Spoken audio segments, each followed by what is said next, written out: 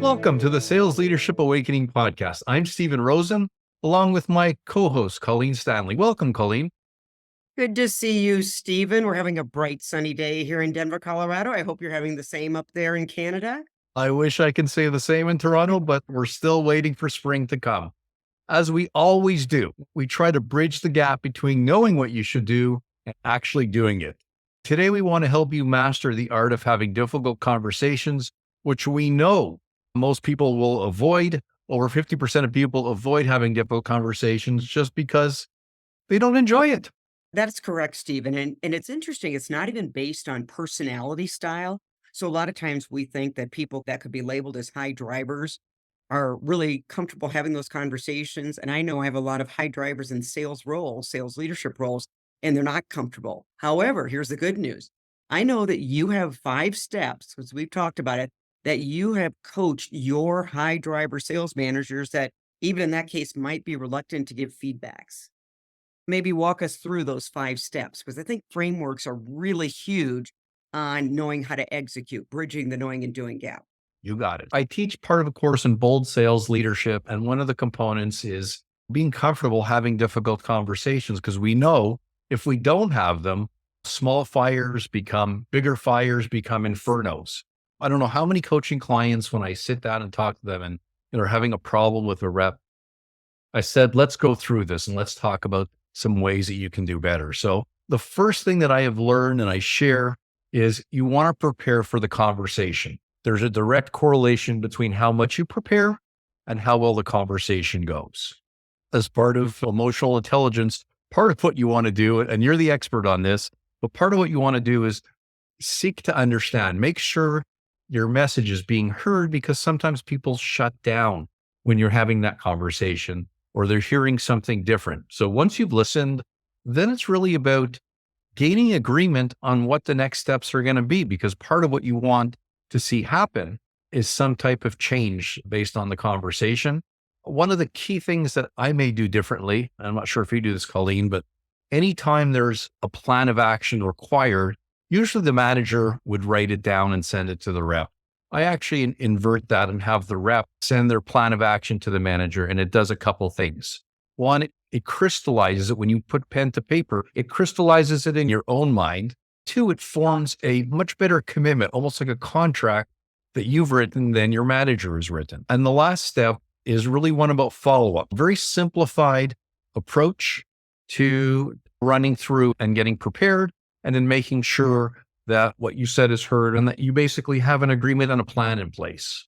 There's a couple of things that really resonate here. And one thing that I get on my sales managers about is we are all over our salespeople about pre-call planning, right? Getting ready for an upcoming sales meeting. And yet when we reverse that and ask managers, how much time are you spending pre-call planning your one-on-one coaching, especially difficult conversations? Are you rehearsing the difficult conversation?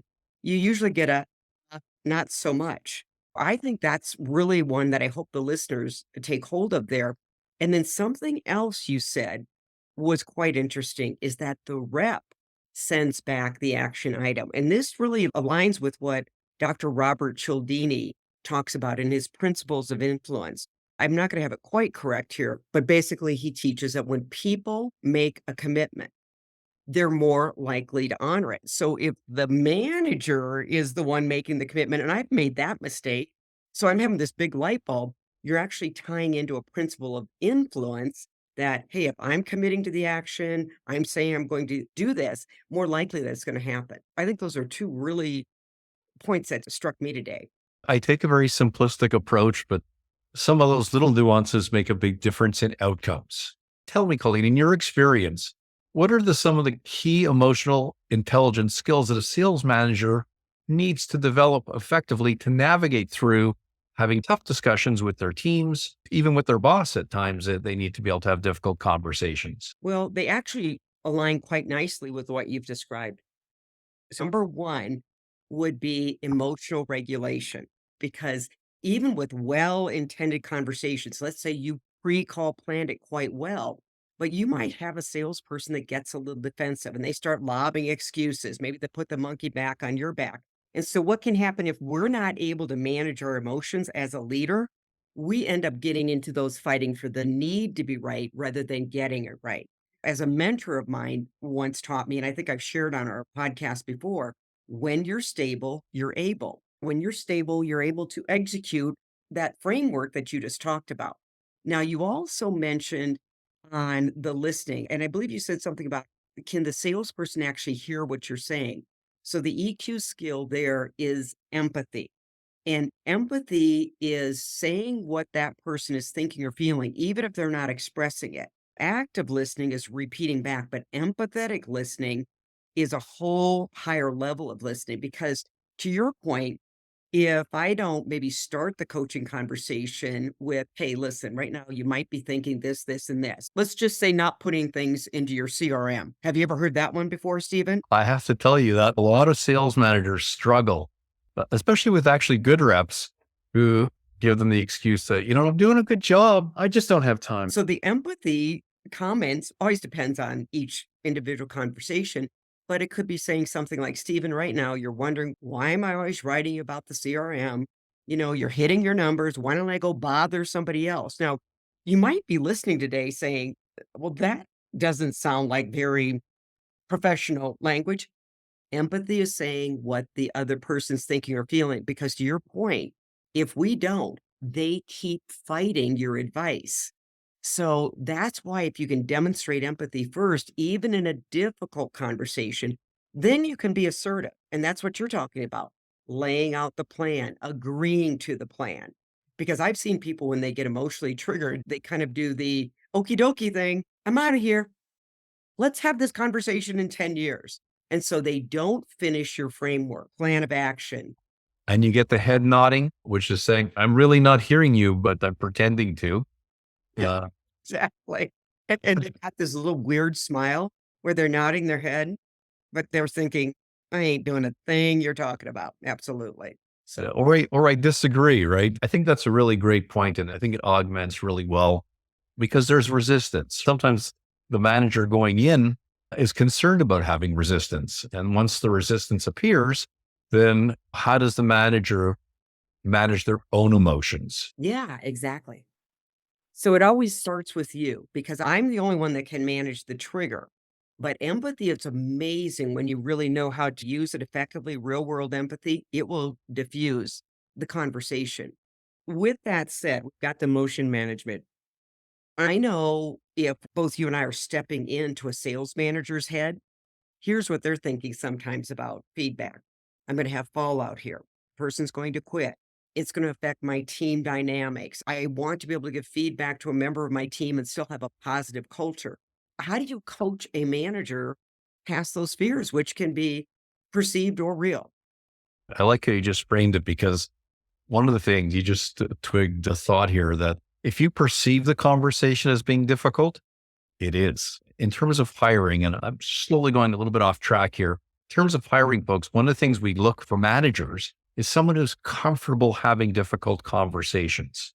The whole reason why we have a framework of preparation and good listening, and maybe a way to sort of close it up, is because there's a natural discomfort or avoidance there. One way to mitigate risk is to be honest and open with all your reps on an ongoing basis, because then people expect you to provide that feedback.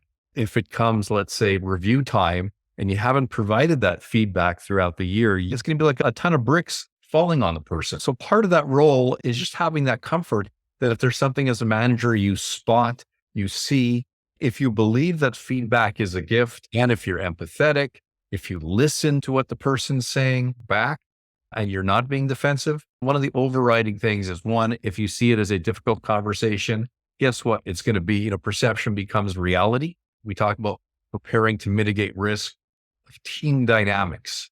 Well, one, you want to manage these discussions one-on-one, but you don't want someone going off saying, oh my God, Colleen was really tough on me. Two, feedback is a gift. If we look at it as that and the individual looks at it as that, I think we can mitigate some of the risks of fallout, and how we handle those conversations has a big impact on how we turn around performance or how we get people on board to where we need to go. Exactly. Exactly. Good points.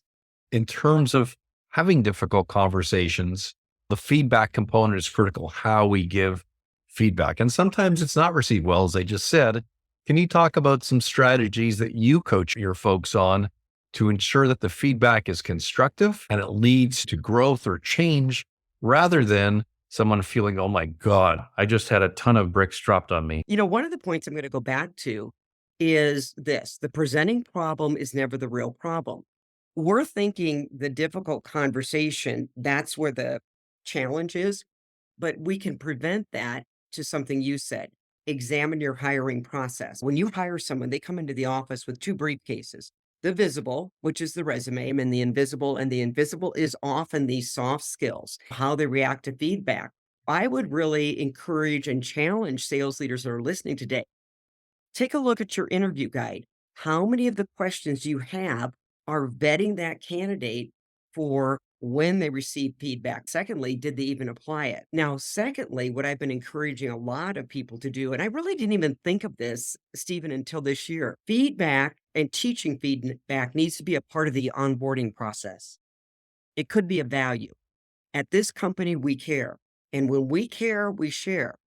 Really, when you take a look at it in life, when you care about somebody, you share. But somebody keeps reacting and responding, there's a point where you go into apathy. I've shared with a lot of people that have worked for me. When I go into apathy, that's when you should be worried because I don't care anymore. I'm not going to care enough to give you feedback. I think you can actually walk them through your 5-step framework. It doesn't have to be a secret. So they know this is how we roll. There's no secret there. So I think the onboarding. Then I think one final point: it's just always important in every conversation to state your intent and to remind them, my intention in giving this feedback is this because I know it can make your life easier. I know this isn't the person you want to show up being at work. Stating the intention, I think, is also a great way to create what the term is today, psychological safety. Those are some ideas there. Yeah, I think those are some really solid ideas. And it also shows that you care. Yeah. My first ever coach, Pat, I used to say, give them the whiffle. That's in it for them.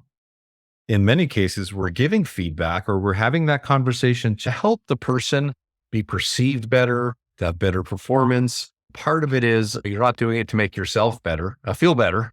Maybe it does indirectly because it's off your chest, but also to help the individual. And I think part of what that success component is, what's your intent going in? Everyone knows that they should be having those conversations, right? But many of us avoid them. And I know I've coached so many folks who are avoiding that discussion. Sometimes my kids, I help coach them avoid that discussion. They want to have it, but they don't know how to have it. So if you were to leave our audience with one really good nugget as to how we can bridge that gap between knowing that they should have those conversations and actually doing the Nike thing, just doing it. So I would say examine your own belief system. Do you believe sharing is caring? Mm. Do you believe that coaching actually can transform people? That's when you'll be ready to do the hard work of leadership. I mean, that's why you signed up for this role. I had a mentor of mine, and this was over 20 years ago, Stephen. And I'm going in for my performance review. I'm the VP of sales, and I'm thinking, easy peasy. We've had a great year. And this gentleman is still a mentor to me today, Klein. So he started out by saying, Colleen, I never doubt your work ethic. You're the first in, last out. And then, however, something has to change. You come into this office, you don't look left or right. I'm not even sure if you're saying hi to your assistant anymore. It's got to change. I was like appalled, angry. I'm like, I'm giving my blood for this company. Guess what I'm talking about 20 some years later?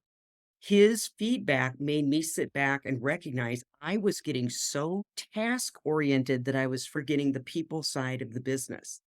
That was a gift. And that's why I feel so strongly about it, because it was a turning point for me. And you can believe after that, I was watching my hurried and harried approach, which I still see with a lot of people. And you can't be hurried and harried when you're giving feedback. How about But you? first of all, it's very sage advice. And if anyone I know who interacts before they get to business, it's you. Whatever that advice you got some 20 odd years ago when you were 10, it really paid off. It's compounding. It's a gift that keeps Well, compounding. it's like compound interest. Exactly. So from my perspective, if I were to share one thing, it's a simplistic view, but there is a direct correlation. If this is an important discussion that we want to help someone get better on our team, taking the time to think it through, to prepare what you want to say, how you want to say it. If you have a coach, if you have a colleague, you can role play it through and see how it sounds. You're going to get much better results.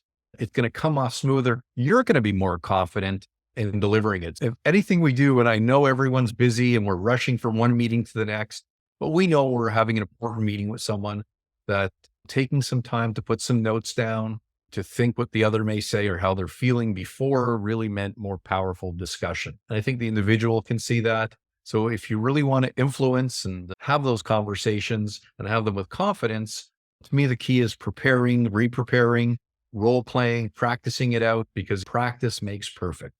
It does. I had to learn that, Stephen, where I had to have the self-awareness where something I perceived as a difficult conversation, you may not. And that could be going back to your childhood, some past event you had. When I realized I had to rehearse, and I thought it was the craziest thing. But then I realized I could be saying the right words, but my facial expression was off, my tonality was terse. I'm with you. Maybe I'll just share a quick story here. When I was a sales manager, it goes back a few years. I had a rep, and I won't mention his name because he may be watching, but every year he thought he should have won the Sales Rep of the Year award. Okay. He was a nice guy, worked hard, but very pig-headed. He, Hmm. he wouldn't listen. I would know going in for his performance reviews that there'd be resistance, and we go on forever because sometimes those hour meetings become 2 hour meetings. Yes. So I Yes. remember part of it sometimes is you just got to call a stop to those meetings because you're not getting anywhere with the individual. How I used to end that, and people find it funny because I just thought of it now. It's a long time ago, but I used to say, go ask your wife if what I'm saying valid. And almost like clockwork, he'd call me the next morning and say, yes, I spoke to my wife and you're right on. I'm sorry. And that was like, it's desperation. You're not listening. And every year it was the same thing. I think I managed them for like 3 years. And uh, Yes. anyways, It's the go ask your wife technique. that's my insight is one, come to the table prepared. Absolutely. So we hope everyone has enjoyed our conversation today and not only enjoyed it, but learned some tips and tools for holding those difficult conversations. Because when you step up to leadership, you're definitely going to have a few of them. Even if you're managing and leading a really good team, a really good person, because we're managing human beings. So thanks everyone for joining us. Thank you. It was a great session.